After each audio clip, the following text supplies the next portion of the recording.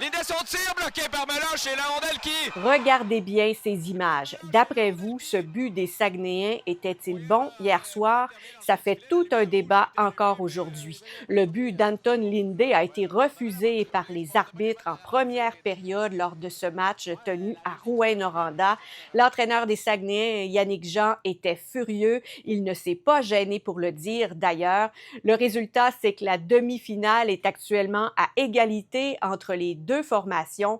Et si le but avait été accordé, eh bien, la situation pourrait être bien différente, selon l'entraîneur-chef. C'est supposé d'être 4 à 4.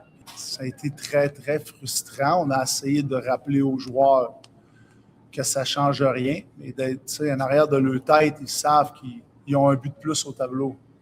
C'est sûr que tu ne joues pas nécessairement de la même manière.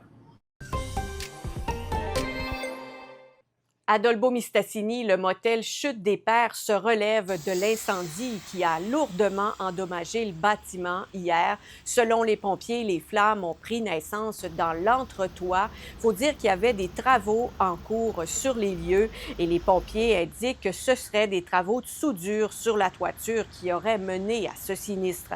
Heureusement, il n'y a personne qui a été blessé et les clients qui étaient sur place ont été redirigés hier soir au motel La Diligence qui appartient au même propriétaire. L'établissement peut continuer en partie ses activités malgré les dégâts.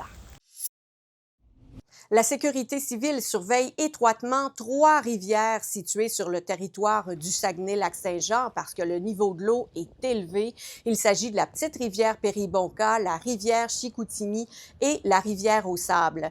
En fait, il y a encore beaucoup de neige qui fond en haut des grands bassins versants, ce qui fait gonfler la quantité d'eau.